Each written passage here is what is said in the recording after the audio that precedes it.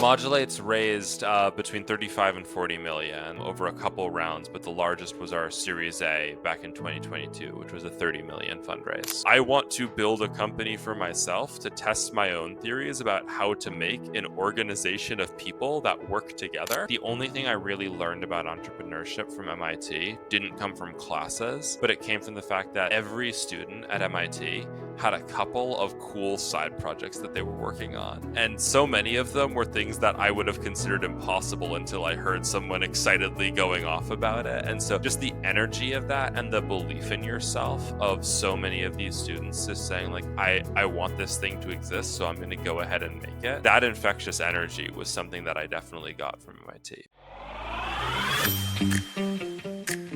I'm Jake Aaron Villarreal, born and raised in Silicon Valley, and here to take you behind the scenes to share what it's like to be a startup founder, the journey they're on, the problems they face, the products they build, in an effort to transform industries. I'm excited to have with us today Mike Pappas, co-founder and CEO of Modulate. Mike, welcome to the show. Thanks so much for having me, Jake. A little bit more about Mike. He is not only the CEO, which is based in Boston, but he specializes in AI-driven voice moderation for online gaming. The company does. He's an MIT graduate in physics and applied mathematics, and he leads and focuses on fostering safer and more inclusive digital communities. He's an entrepreneur with a strong focus on systems thinking and building software to revolutionize voice. Mike, I guess before we jump in here, where are you joining us from today? I'm calling in from my house actually in the greater Boston area. Hundreds of AI startups are launching every month, battling to build their founding teams. As a leader, your job is to get results. When it comes to hiring, that's where it gets tough. So you go out and you try a recruitment firm, but they don't understand your story. They're off target, and when they send you candidates, it's a waste of time. We believe you should never have your time wasted. That's why we launched Match Relevant, because your story is more than just an open role. It's your founder's journey, the problem you're solving, the product you're building, and why it matters. When we work with companies, we make sure we understand your whole story. So when we go out and do a search, we're on target. It's worth their time. They're interested. And more importantly, it's worth yours. And when it comes to hiring engineers, we work to make sure we get it right by deploying a team of seasoned CTOs that have built some of Silicon Valley's best companies. They can collaborate with you in the technical interviewing process. They can be a sounding board, or they can run it for you. When it comes to building teams, there's no time to waste. Let's make it count. If you have a role that needs to be filled, book a time with a hiring guide at matchrelevant.com and learn how we do it. Very cool. Well, house to house communication is the new norm in our world. So it would seem. We're actually a pretty big believer in office, but we found a balance at Modulate where Monday, Tuesday, Thursday we're all in the office together. Wednesday, Friday we make it a little more flexible, and folks mostly end up working from home on those days to get a little bit of time back out of their commutes. Yeah, no doubt. Helps so much with we call it energy leaks when you go through your day and you're on the road and you just, it saps you a little bit from the energy that you could be contributing to your company. So we're a big believer in that too. I guess before we jump in here about your company, tell us a little bit about you, your kind of your DNA, your entrepreneurial mindset. How did you get into becoming an entrepreneur and, quite frankly, getting into technology? Yeah, I think every entrepreneur has a little bit of a chip on their shoulder, something that they've seen out there in the world that's sort of driving and motivating them to say, I could do better. There's something that I have that I could offer here. For me, that probably first sort of manifests from the fact that I have a pretty technical background. You mentioned I was an undergraduate at MIT. I studied math and physics there, did a fair amount of computer science as well. So I always saw myself as that tech nerd. Had no idea how things worked in the business side of the world. And, probably there's just a lot of complicated stuff going on that I don't understand. And as I started to do more internships in enterprise and eventually graduated and did some work in the enterprise world, I found that I was both right. And on the one hand, I was certainly learning a lot about, you know, nice ideas meet the real world and how things get complicated and why you can't just, apply a programmer's mentality to designing a company. But on the other hand, I was looking more and feeling like there were still consistent gaps in the way that people were building companies and trying to get groups organizing towards success. So For me, the driving force in founding a company wasn't actually anything specific about Modulate, though I am very passionate about our mission. It was, I want to build a company for myself to test my own theories about how to make an organization of people that work together. And I want to kind of prove that's something that we can do better than has been done out there, and really, put those theories to the test. That's really cool. Yeah, I like that idea of a chip on your shoulder. I think we all kind of have that as entrepreneurs of what is that chip and where did it come from? Sometimes it's your upbringing where people just don't believe you can do it, or maybe, you know, it's an idea that you haven't seen in the market that you want to be able to contribute and solve, and you just kind of take your chances and go for it. Is this your first startup or have you built other startups before? It's my first actual startup, and I say actual because my co-founder and I, who met at MIT, we knew we wanted to build a company, and so we sort of play tested a bunch of different startup ideas to sort of build muscle memory around what is it like to go do market research? What is it like to try to hack together an app and then bring it to market? What is it like to try to do marketing? None of those were any good. None of them went anywhere. I'll never have heard of any of them. None of them are still active. But technically, at the time, we saw those as individual startup ideas too. Yeah. Well, that's great. So your first, how much money have you raised for your first startup so far?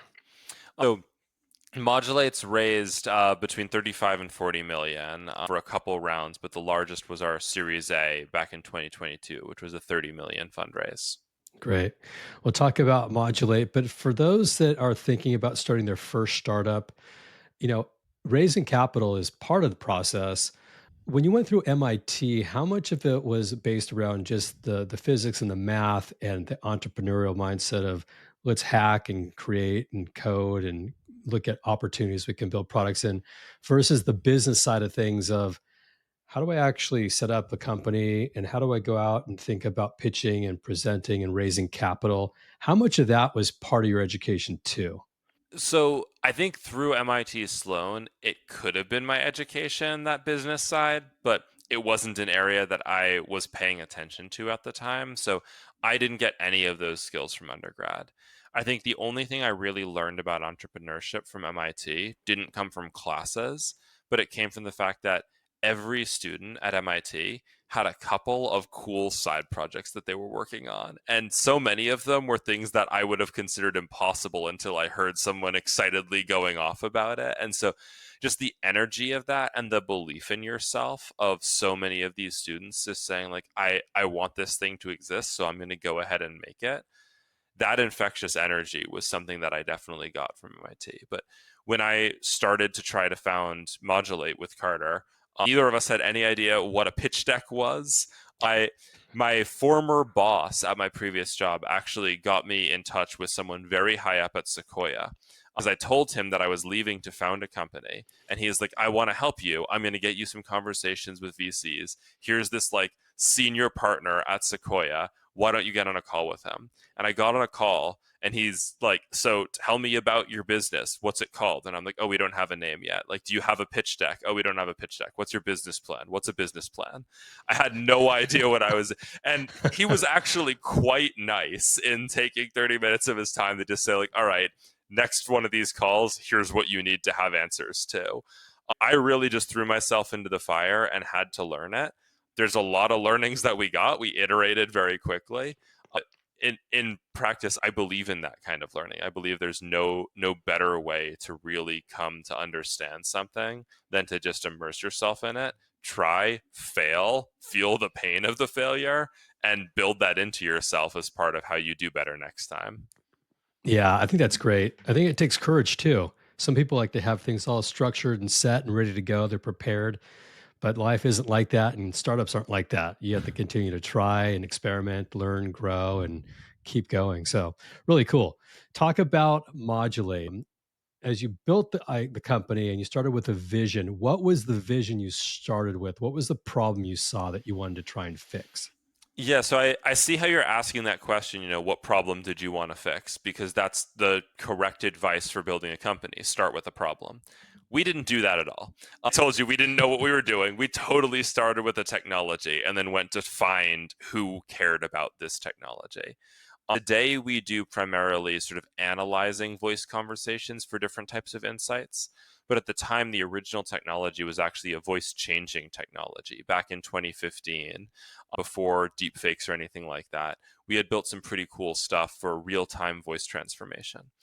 And say we, entirely my co-founder Carter, I got to take some credit for it, and we sort of sat down and said, hey, who do we think would care about changing voices?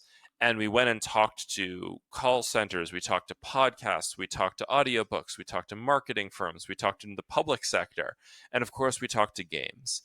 And we kind of expected games to say something like, oh yeah, give me the Morgan Freeman voice skin, I'll sell it for $2 a pop and we'll all be rich.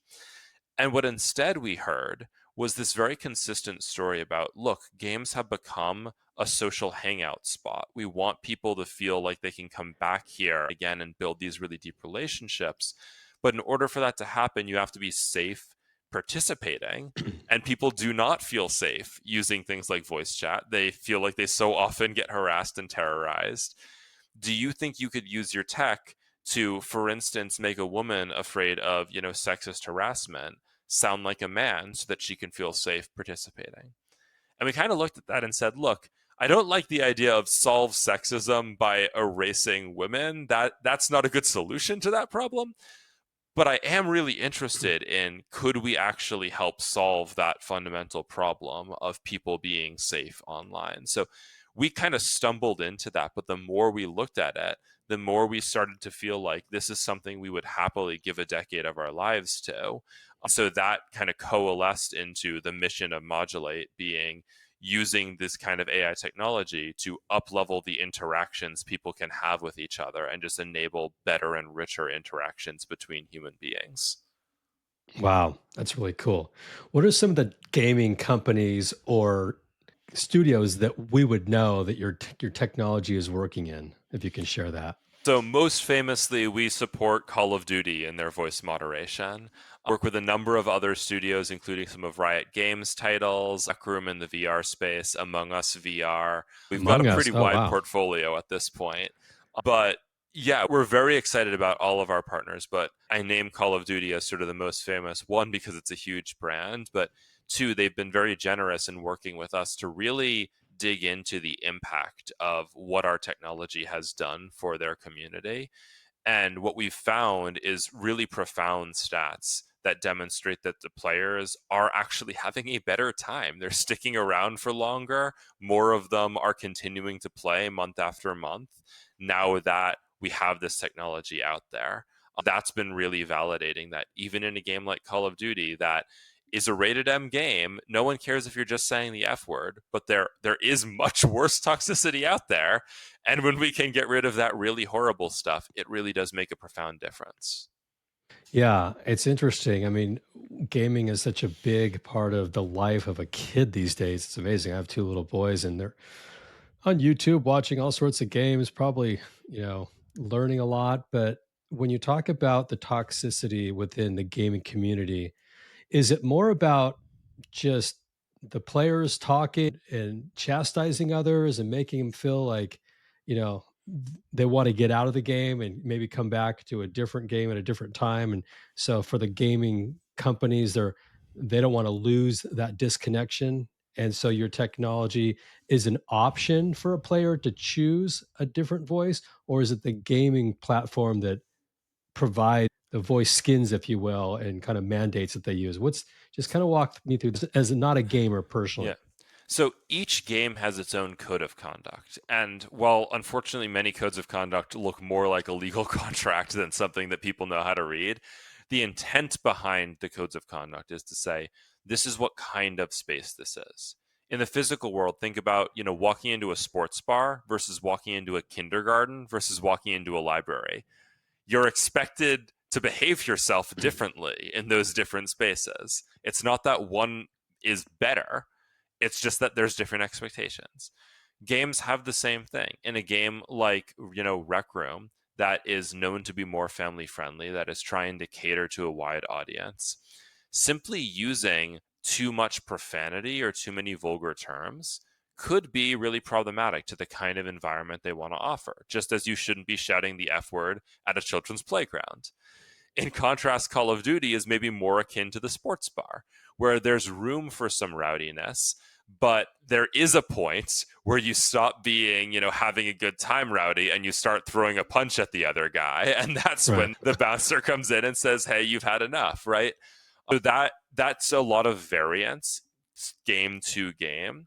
Generally, we sort of break down the different types of toxicity usually into three categories. There's just the general kind of profanity and vulgarity that, again, in some spaces is totally acceptable. And we try to be really careful to preserve that in spaces that enjoy having a little bit of that trash talk. But for the kid friendly spaces, you need to get rid of that. The next level up are people who are intentionally trying to ruin someone's day, whether that's because they just lost the match and they're feeling vindictive, or if they're just sort of seeing how far they can push it. This is usually no more than 1 to 5% of your users. It's not the majority of gamers, but there's always a small fraction of people that are just enjoying pushing the limits. And you need to be paying close attention to them because they can be really sort of targeted awful and almost make a game out of seeing how much they can terrorize someone. Right. And then the last cohort are the extremely rare, and I don't want to overblow this, but very rarely you have people that say, hey, games are a great way to build a trust relationship with someone. Well, I'm going to exploit that trust relationship for negative reasons. Maybe that's fraud. Maybe that's someone trying to, groom or cultivate a child or radicalize a disaffected teen. Again, that stuff is rare, but the very strength of games that they create such rich bonds between people can be co-opted in this way. It's not because games are evil. It's certainly not because games radicalize people. It's because games bring people together. And unfortunately, bad actors can use that to be brought together with people too.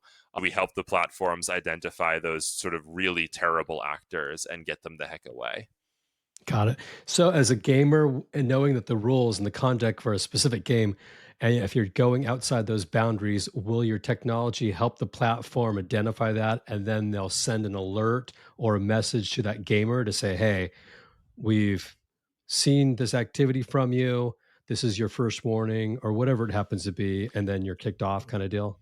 That's right. So what we do is we identify behavior that's violative of the code of conduct. We score it, saying how bad of a violation is it and how confident are we about it. And then we send that all to the platform.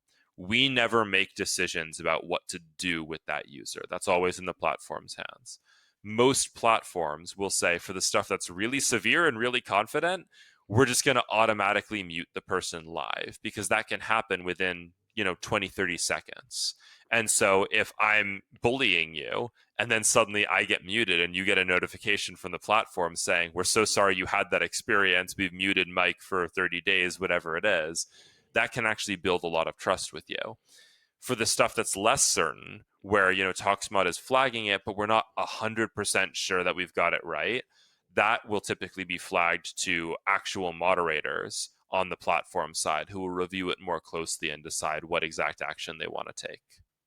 God, that's really cool because, kids oftentimes go in the room, shut the door. You might not know what they're logging into, what game they're playing, and are they in harm's way? But knowing Mhm. that there's a third party or at least a system that's able to kind of track that down and help really provide safety for users, I think is something that is much needed. Why is this space important to you? It goes back, I think, to the chip on the shoulder, right? Like I mentioned, my original sort of chip on the shoulder was, hey, all these organizations aren't getting people collaborating together, right? But if you squint at that a little, it kind of just looks like we're not building communities correctly. I think that really is something that has been a big passion of mine for a while. The internet is this incredibly magical place. We have access to 7, 8 billion other people, all these incredible ideas.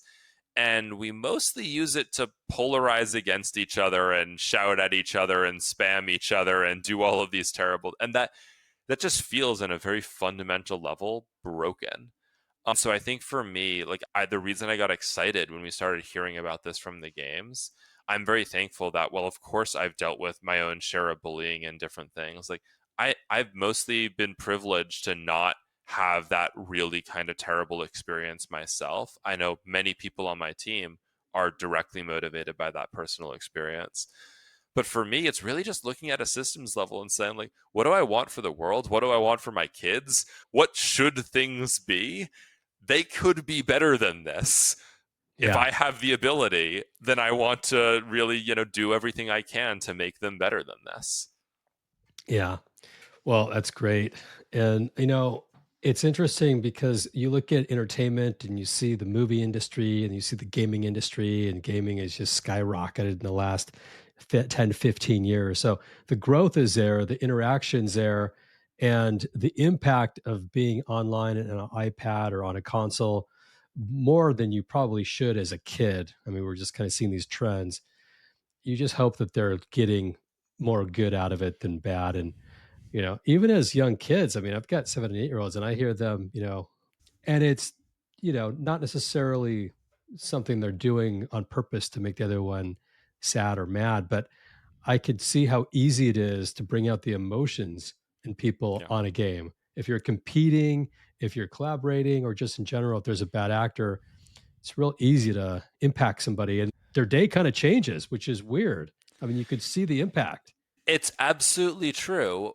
But I'll also say, we all recently went through the pandemic, right? We all had to endure not being able to see our friends, not, and I think everyone during the pandemic got so incredibly sick of Zoom.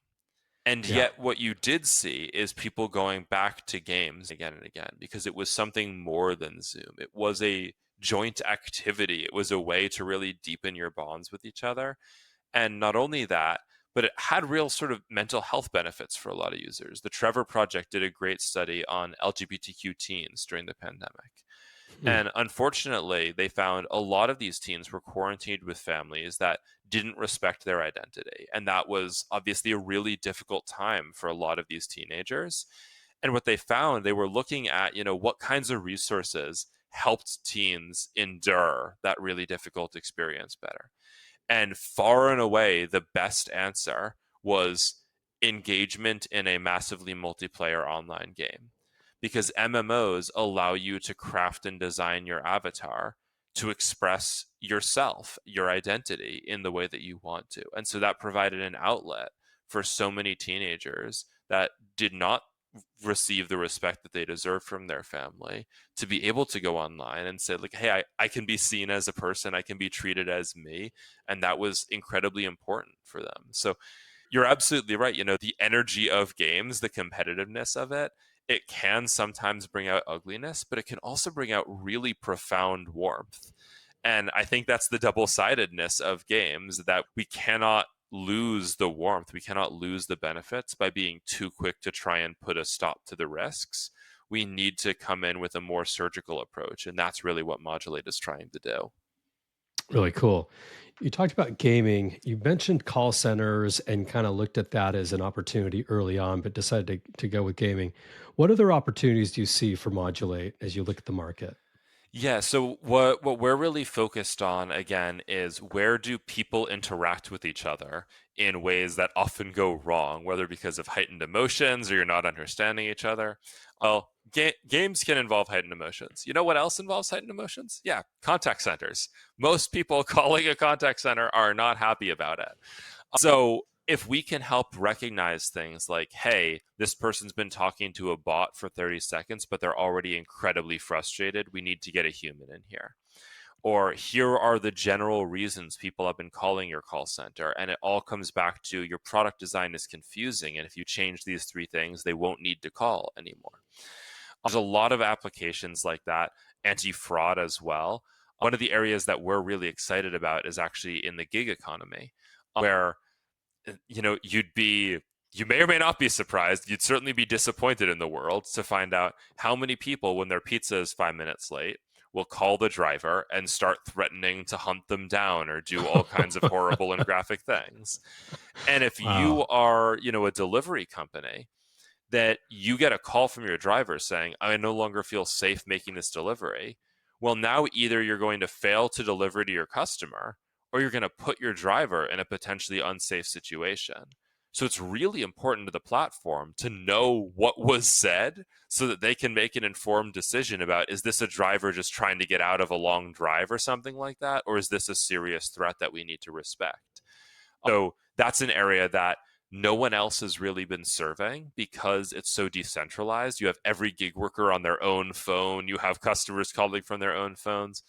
But because Modulate is really designed for these natural person to person conversations instead of something really centralized like a more traditional call center, we've been able to support these kind of gig applications, whether on the safety side or the anti fraud side, very swiftly with very minimal changes to our core product line. Wow, that's amazing. It Yeah. seems like there's a lot of applications that this could be applied to. Are there any others that I'm not asking about or that come to mind? I mean, there's zillions, but it comes down to prioritization, right? Which is the entrepreneur's sort of bane and boon. So I could give you a long list. We've got an internal list of about 50 or 60. But from a practical standpoint, we need to focus on a couple at a time. And so for us right now, we really are focused on these couple of applications. And I think the only other big one that we're really thinking about today is sort of AI and brand safety. A lot of brands are starting to move to saying, hey, let's use an AI chatbot to talk to customers in various different situations. Well, AI chatbots have a lot of issues. Sometimes they hallucinate, sometimes they just go off the rails. How can you be confident that your AI chatbot is actually representing your brand and your values correctly? That's another area where the tools that we've already built allow us to just slot into that very, very seamlessly. So we are working with a couple of sort of AI applications where instead of a human to human conversation, it's human to AI. And we can make sure that the AI sort of stays on track and continues engaging in a constructive way with the other individual on the other end of the line. Yeah, good to know that. What's your view on AI? I mean, it's become much more of a household brand name, if you will, OpenAI and ChatGPT, and it seems to be taking every industry by storm. What's your thoughts on the amount of technology that's coming out, the pace that's coming out, and where do you fit in? Yeah, I mean, first off, I mentioned I'm a math physics guy, so I like to be precise, and the term AI is so far from precise at this point. There's so many different things it could mean. At bare minimum, I think it's really important to differentiate between generative AI and what I call sort of analytic AI, or some might call like classifications or something like that. If you're doing generative AI, there's room for lots of things like hallucinations. There's a lot of unpredictability. If you're running classifiers, you have much more sort of discrete kinds of outputs that you can generate and test. They, of course, have their own problems. Both of them are conventionally black boxes to some degree. It's hard to kind of explain what's going on. So I won't go into my whole lecture on this. You can tell that I've got a lot of thoughts, but I think high level, I am bullish on AI in general. There's just too much cool stuff happening for it to not revolutionize a lot of the world. I don't think the OpenAI model of let's build one giant, incredibly expensive general AI to emulate humans is the right approach. Because, in all honesty, humans aren't so great at a lot of the stuff that we do, right? We have all kinds of both sort of cognitive and mechanical errors. Building something to imitate the way humans behave is rarely the right answer. We wanted something to be able to do math for us. So we didn't try to build something to do arithmetic the way people did. We built a calculator. And the calculator is way better than hiring even the smartest person in the world to try and do math for you, right? So I think we're going to see a lot more of a gear shift soon towards more specialized AIs. And those general AIs will be, I don't just want to say like a novelty or a parlor trick. They're going to inspire and in some cases enable a lot of those narrow applications. But the final use case will not be my AI companion who is just like a person in every way. the final use case will be my AI weatherman that's really good at explaining the weather, and my AI mathematician that's really good at doing precise math and, balancing my checkbook or whatever, and much more narrow specific AI tools. Yeah, there's a lot of different technologies that are building out there. So I know there'll be a shakeout and a lot of acquisitions and a lot won't make it, but I like where it's headed. And I think that there's going to be some really good value that comes out of it in a lot of different areas. As you look at your company, what's the biggest challenge you see as you head into 2025? I sort of alluded to it before, sort of prioritization and bandwidth, which is maybe a bit of a cop out answer because every startup has that challenge, but it doesn't make it any less true for us. We have so many things that we can pursue. Even in games, we're doing content moderation. But what if we could also find your most positive players that you could reward and encourage to engage with your community in that really positive way? What if we could recognize when your players are really frustrated at a new update you just pushed out because the controls changed and they're not working properly anymore, right? There's so much we could do even just within games. We have all these other applications.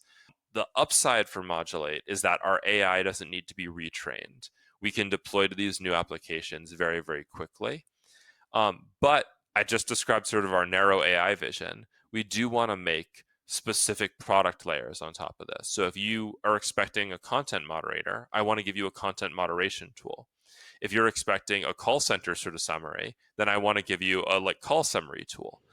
And that tool has to be built, and we need people on the go to market side to bring those to each individual application. So right now, I think the biggest challenge is just how do we grow as a company to be able to pursue multiple of these things without everyone needing to keep track of 5 different markets in a way that makes it too difficult for us all to actually stay organized and coordinated internally.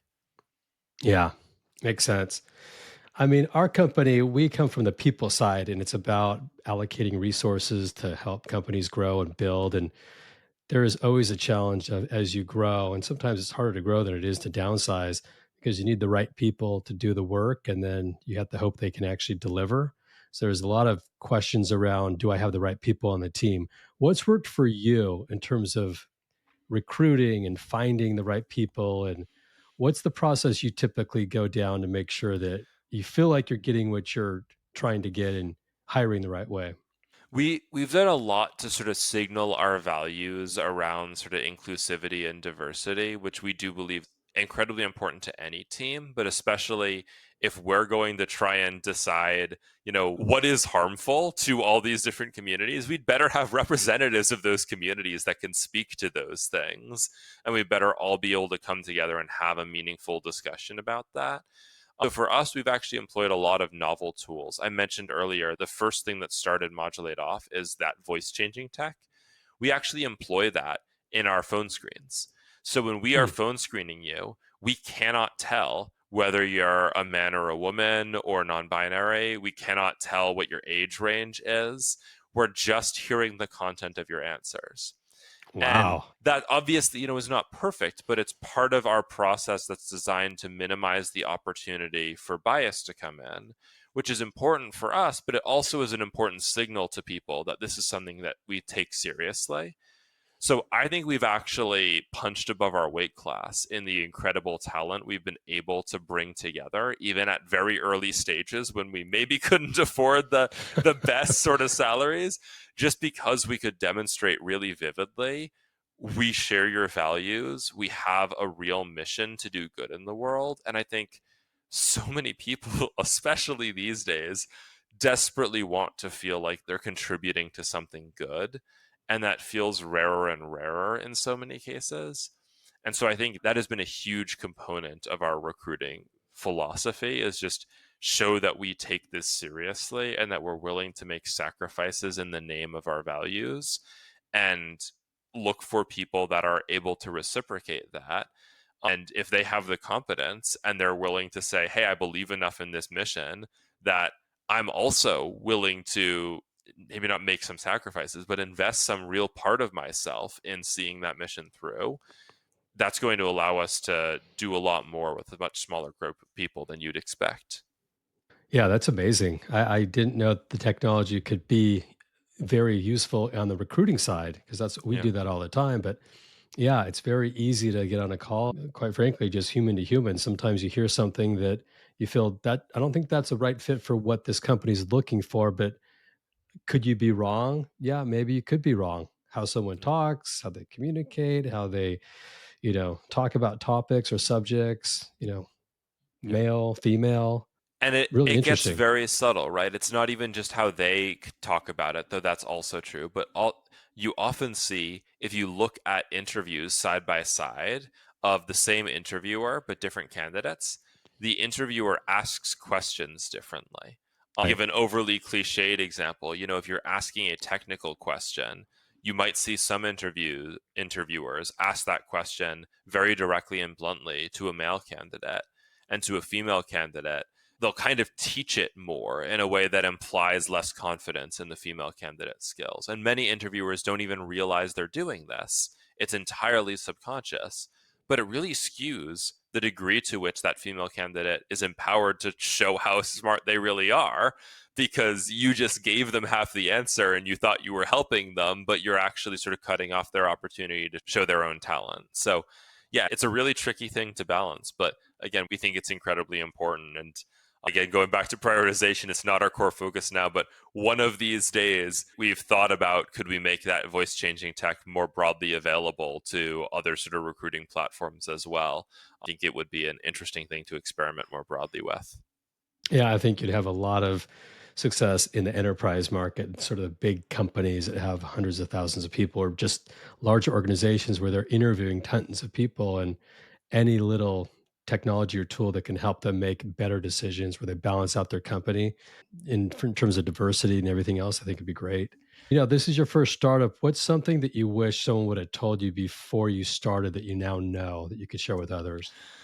Oh, geez. That's hard because they did tell me so many of those things. And I nodded and said, thank you, I agree. And it was only 2 years later that I realized I didn't hear them at all. I didn't really appreciate things like the idea is cheap, execution is what matters, until I had gone through it all. So I think what they could have told me that would have actually helped me is that when you are a pre seed company, you don't have a business plan. You're selling your team. You're just selling your team. The story of the business plan matters a little bit because it shows the competence of your team. If you don't have a business plan, that's a big warning sign. But no one is judging you on, is that exact business plan the right business plan? They're judging you on, do I believe in this team? Am I willing to invest in these people? And do I think they're going to be able to do something meaningful? And if I had understood that earlier on, I think those first rounds of funding could have gone very different, because we were so focused on, let's talk about the technology and the IP, and here's exactly the battle plan for the next 10 years. And you could see every VC's eyes glaze over as soon as we're talking about the 10-year plan. Like, yeah, two random college kids that have never started a startup before. Sure, why don't you tell me what's going to be true in a decade, right? Like, but it's easy to fall victim to the belief that you need to have that plan in that really concrete way. And so my advice that I give people now is really just focus on showing, why should they believe that you're going to continue iterating and find your way, rather than why should they believe that you already have the exact right answer. Yeah, really cool to hear that. As a company, it sounds like you've had some really good technical breakthroughs. What's been a personal breakthrough as a leader that you've gone through as you built your company? I I started out Modulate, and I still believe in this, like believing very strongly in the importance of feedback. And I was very worried about people not being willing to give me feedback because I'm the big bad CEO, and how dare they, try to contradict me. So I early on went far out of my way to emphasize that I wasn't actually that confident in things. I would say, hey, here's what I think we should do on the sales side, but like I might be missing something. And I was trying to make that point to emphasize, like, feedback is welcome. I want to hear from you if you disagree. And it wasn't until about 2 years in, we were about 10 people. And one of my recent hires pulled me over and, hey, great, spirit of feedback. I'm so happy that they did this. But they pulled me over and said, hey, Mike, I don't think you realize how demoralizing it is to hear from the CEO, the founder, that you don't even have confidence in your vision. That's not what I need to hear from you. I need to hear that you have a plan, and that was a sort of revolutionary idea to me that maybe is very obvious to a lot of other people, but it completely flipped the way that I was thinking about it. And I've changed my style a lot to still try and convey that I do always want that feedback, but to really focus, again, sort of going back to what I was saying before, not on I know the exact right answer, but on I am very confident that we have the pieces to see this through. I think this is the best way to align those pieces. If you all have other ideas, let's talk about that. But what's not up for debate is that we've got this. And sort of being able to have that different flavor of conversation, I think has really helped me to inspire and excite the team here. Yeah, that's great. Looks like you've really evolved a lot from what you're sharing with me of where you started, where you're at today. You've also talked about a distributed team and remote. What's worked for you to keep the culture together and to stay on mission and to continue to build the company without losing a lot of people? Yeah, I mean, again, we believe pretty strongly in the in office. So we do 3 days a week in office. So Okay. that's the biggest answer to that. We do Okay. have some full-time remote folks. And in all candor, I don't know that we've figured out any special Mm. skills to engage them. I think that the folks that have had most success working remotely with us have been those who had prior experience and know how to kind of make themselves visible. But I guess the advice that I would give, less for company organizers and more for employees, is if you are working remotely, consider how much less of what you are doing is visible.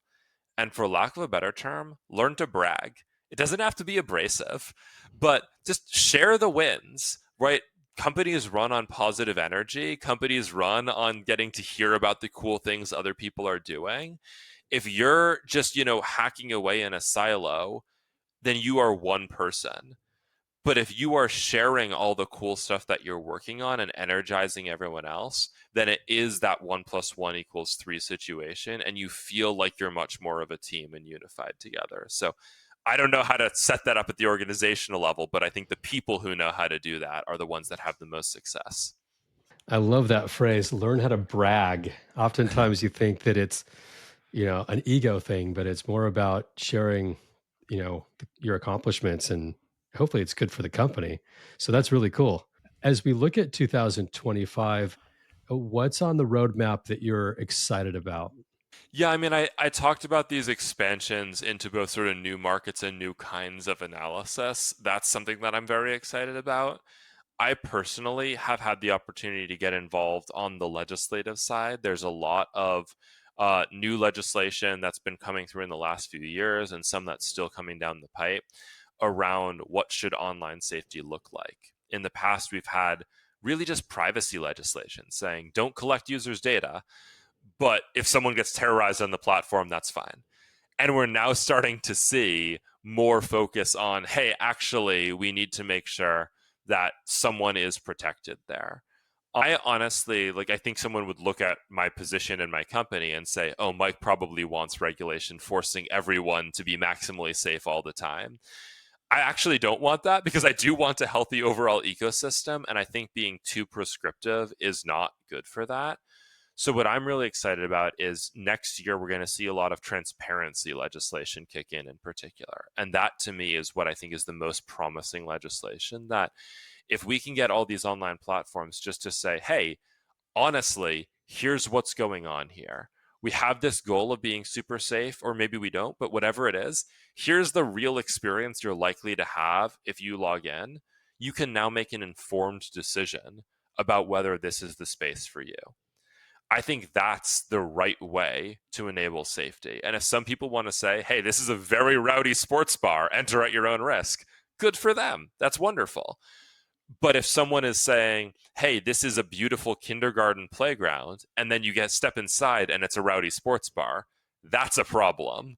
And Yeah. to me, that's not we need to make everyone a kindergarten. That's just we need to be transparent about what kind of space it is. So I think as those reports start coming out, we're going to see a lot of change in sort of public perception of some of these online platforms and of the sort of tech ecosystem as a whole. And I think that's going to be a really healthy driver for the future. Do you see yourself getting into politics in the future? I personally would be an awful politician. I'd like to influence some of the specific sort of legislative and other decisions that are happening there. I think I could go into a whole thing, but I think the debate about what values do we stand for and what's the right way to achieve those values need to be decoupled. I don't think I'm the right representative of the people. I know I'm not neurotypical. I do think in a different way from a lot of other folks. And as much as I want to be able to inspire my team, I don't see a lot of joy in going out and trying to really represent hundreds of millions of people at once. I do think I'm a pretty good strategist. And I think if I could understand, hey, here's what we the people want, I think I have a lot of insights, whether it's about AI or about online safety or about these other things, where I can point to ways that our current approaches are not achieving the goals that we all have agreed on because they're underinformed, because we have, unfortunately, people in Congress that still don't really understand what a video game is or what a lot of these tech platforms are. And I think the more we can inform that stuff with experts from the outside, the better off we sort of are as a civilization. Yeah. Well said. Well, I love what you guys are building. I know it's going to be part of my kids' upbringing, and at some level, it's probably already touching them. So, really good to hear what you're building. And, it'd be great to have you come back in 6, 12, 18 months, see how things are going as you grow your company. If anybody wants to find you, Mike, or find Modulate, where do they go? Really cool. Well, thanks so much for joining, and thanks for the listeners for making some time to hear us out. I'm your host, Jake Aaron Villarreal, signing off for now, but can't wait to catch up with you all on the next episode. Until then, Mike, the world, take care. If you like what we're doing, don't forget to subscribe. Leave a review on Apple Podcasts or wherever you listen, and follow us on YouTube, where we go behind the scenes to learn what it takes to be a startup founder.